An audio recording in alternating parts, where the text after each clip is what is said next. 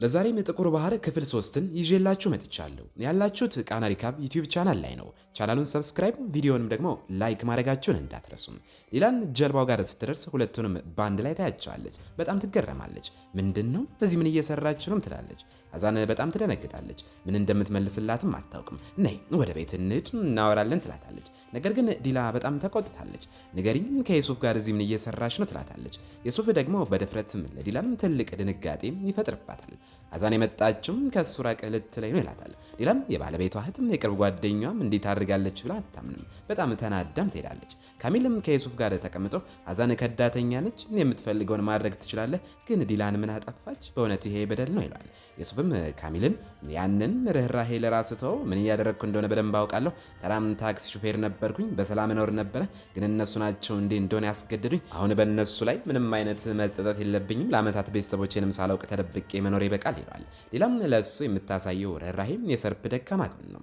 እሱ የሚፈልገውን ለማግኘት ብቸኛው መንገድ እሷ ናት። ሐዛን ዲላ ጋርም ደርሳ እባክሽን አዳምጪኝ ትላታለች። ዲላ ግን ንግግሯን በማቋረጥ እህቴ መስለሽኝ አምኜሽ ስህተት የፈጸምኩት እኔ ነኝ፣ በመካከላችን የነበረውን ሁሉም እንድጸጸት ምን አደረግሽኝ ትላታለች። ሐዛን ሁኔታውን ለማስተካከልም ትሞክራለች። ወንድሟ ሊደርስባት ስለሚችል እንደምትፈራም ትነግራታለች። ዲላ ግንም እውነትም ንገሪኝ፣ ስለ ዩሱፍ እኔ የማላውቀውም ነገርም ታውቂያለሽ ትላታለች። ሐዛንም ዩሱፍ እየተጠቀመብሽ ነው፣ አትመኙም፣ እኔ ልጠብቅሽ ነው የሞከርኩትም፣ እመኝኝ ትላታለች። ዲላ ግን ተናዳም አንቺም ከእንግዲህ ጉዳይም አትሆኝም ብላም ትሄዳለች። ሰርፕ ገብቶ ምንድነው ድምጻችሁም እስከ ጎዳናም ይሰማል ይላል። ዲላም ጮክ ብላ ሁሉም ነገር ሰልችቶኛል፣ ሁላችሁም ህይወቴ ውስጥ ትገባላችሁ፣ ይሄ ምንድን ነው ብላም ተናዳ ትሄዳለች። ሰርፕም ሐዛን ላይ ይጨዋል። እህቴ ጋር እንዴት ትጮይባታለች? የመጀመሪያና የመጨረሻ ይሁን ከፊቴ ጥፊ ይላታል። ሐዛን እሷ የምትበልጥ ከሆነ ሌላ አንተ ምንድን ነኝ ትላለች። ሰርፕም አንቺ ባለቤቴ ነሽም፣ እሷ ደግሞ ወደሜ ነችም፣ ከእሷ ጋር አትነጻጸሪ ብሎም ትቷት ሄዳል። ሐዛን በንዴት ትፈነዳለች። ሰርፕም ከአጎቱ ጋር ቆመው ወርቁን የሰረቀው እሱ እንደሆነ ይጠረጥረዋል። በጣምም ተቆጥቶበታል። አጎቱ ግን ወርቅ እያዘዋወርክ እንደሆነ ለእናትህ እንዳልነግርብህ በአክብሮት አነጋግረኝ፣ ካልሆነ ልቧ ይቆማል። እኔ ወርቅ አልሰረኩም፣ ብታምነኝም ባታምነኝም ግድ የለኝም ብሎም ያስፈራረዋል። ሰርፕም ከዩሱፍ ጥሪ ደርሷል። መጥፎ ዜናም ስላለ መገናኘት እንዳለባቸውም ይነግራል።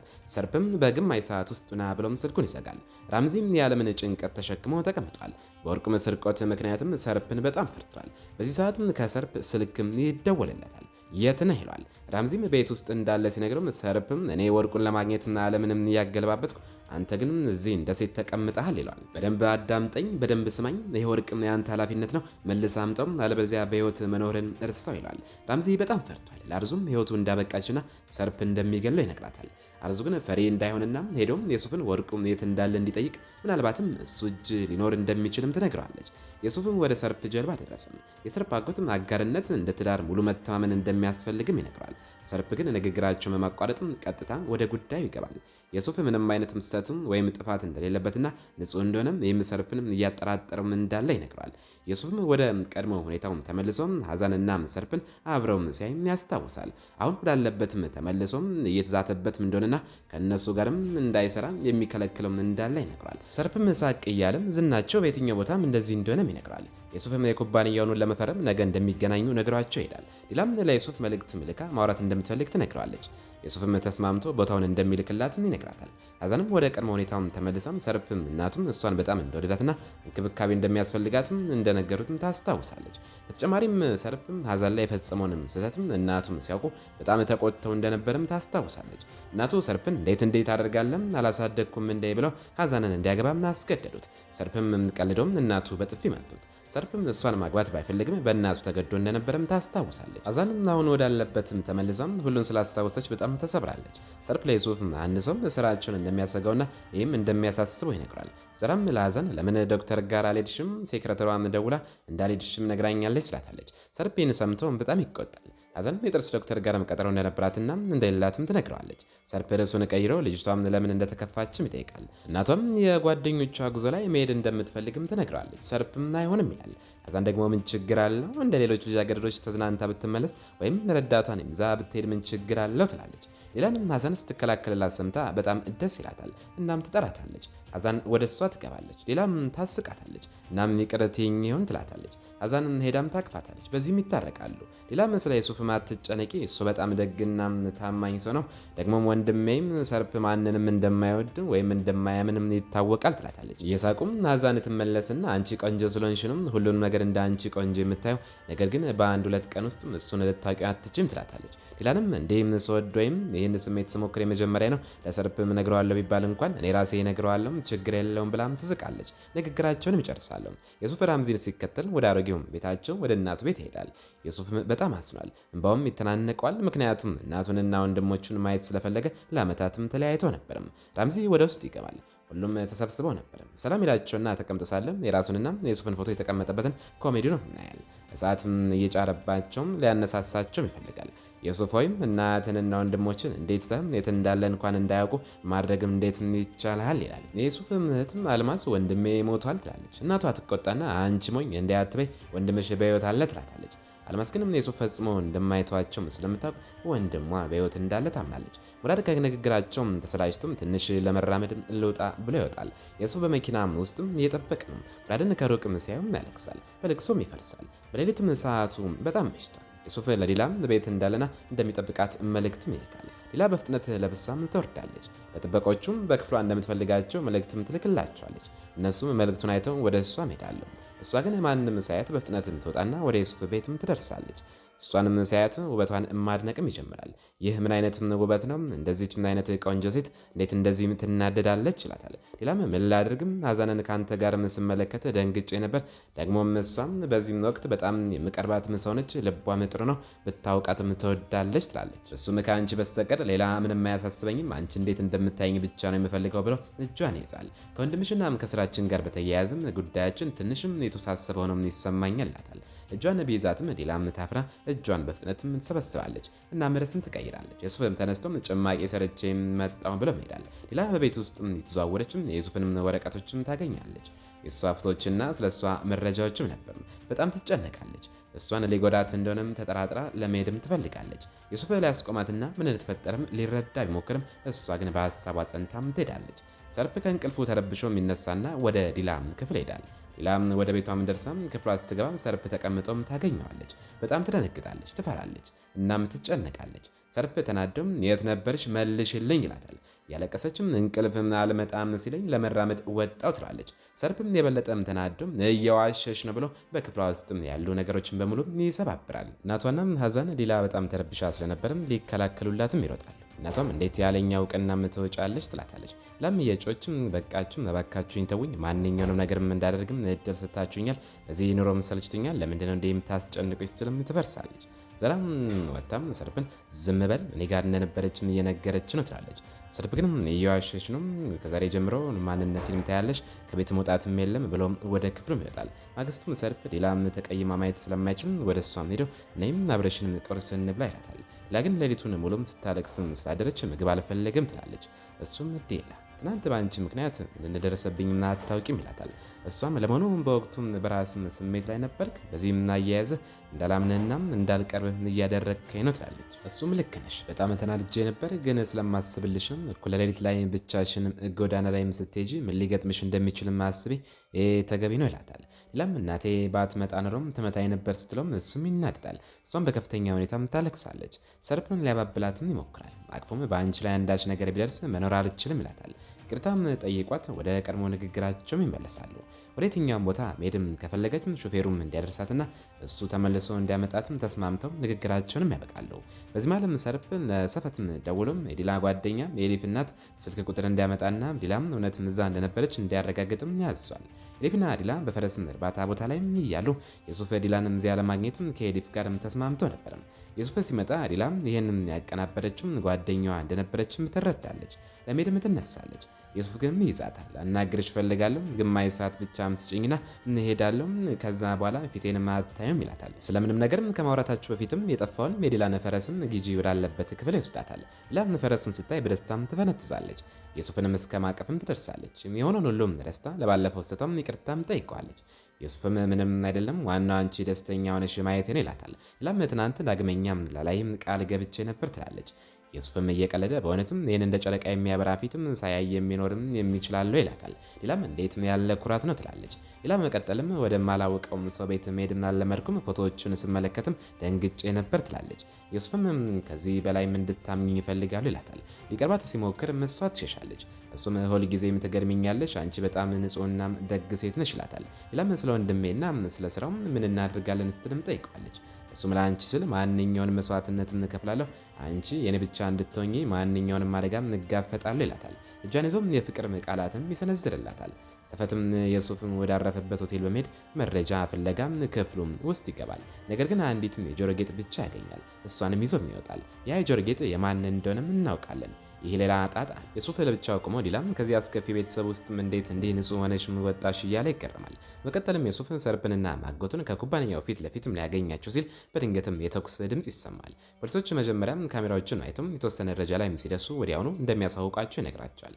ሰርፕ ስለ ኩባንያው ለፖሊሶችም ስላልተናገረም የሱፍንም ያመሰግነዋል። ምክንያቱም ሰርፕ ከምንም በላይ የሚጨንቀው ስለ ስሙና ስለ ስራው ዝና ነው።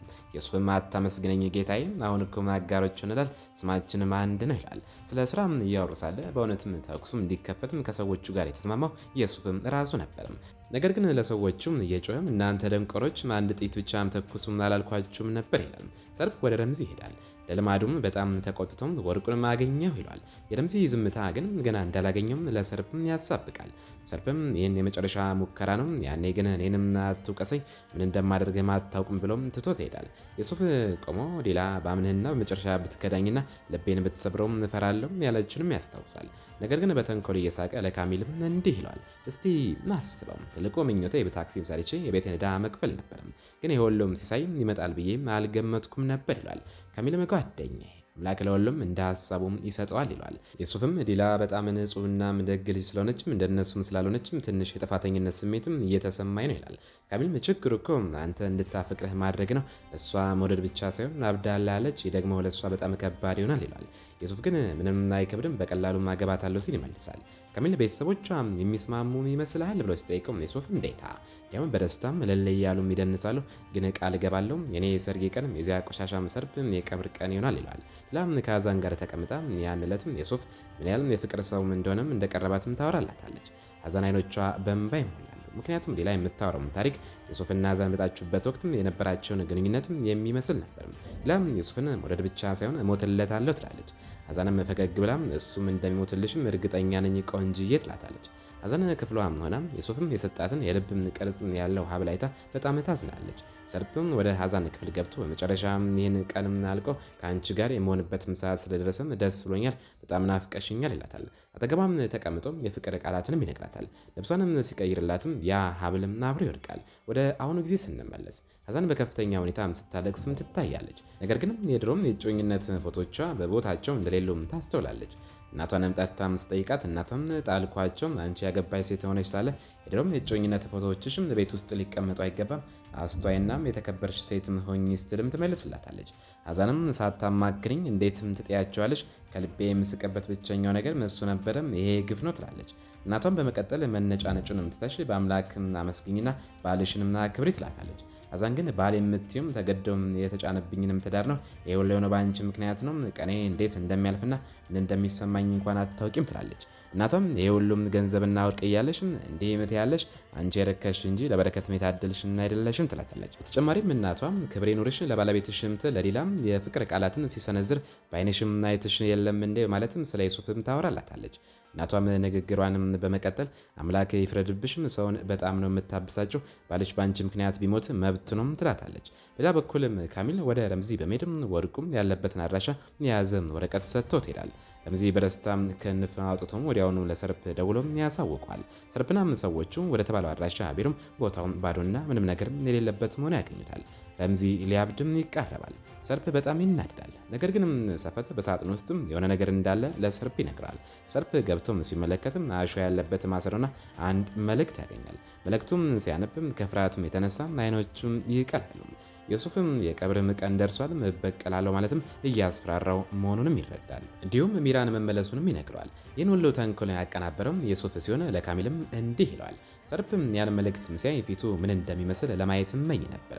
ይሳቅም ከኔ በስተቀር በዙሪያው ባሉ ሰዎች ላይ እምነት እንዲያጣም አደርገዋለሁ። ይህን ብቻ እንዲያምነኝም ካደረግኩት በኋላ ሌላንም ከሱ ለይበታለሁ፣ ልቡንም ሰብረዋልም፣ ገና ብዙም የሚያየው ነገርም ይኖራል ይላል። አዛን ወደ አርዙም ትሄዳለች።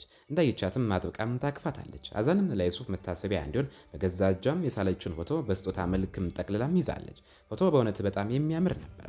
ዩሱፍ ለብቻው ቆሞ ሰርፕና ቤተሰቦቹም ሀዛንን ለመጠየቅ ወደ ቤቷም ሲሄዱ ያየበትን ያለፈ ታሪክም ያስታውሳል።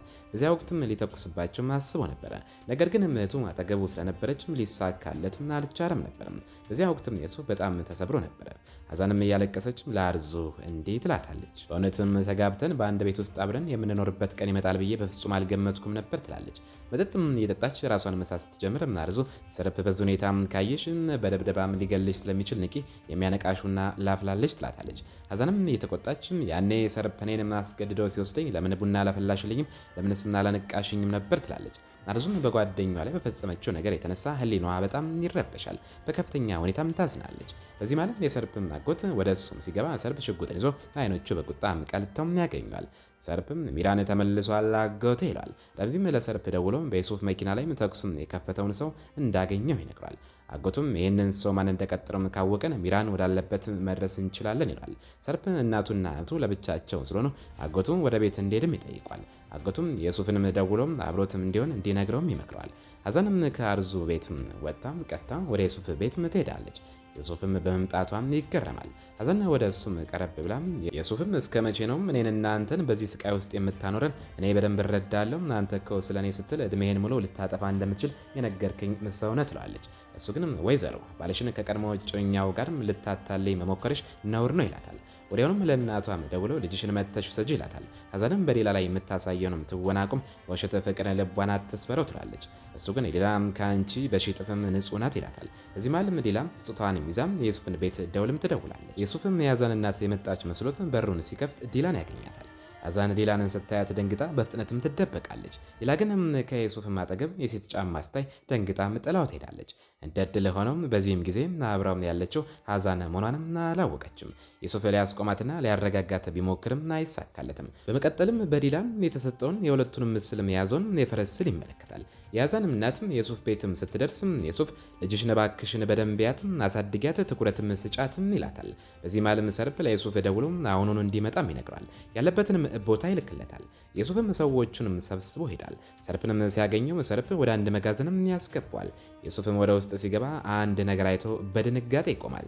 የዛሬው ክፍል ይመስላል። በቀጣይስ ምን ይፈጠር ይሆን?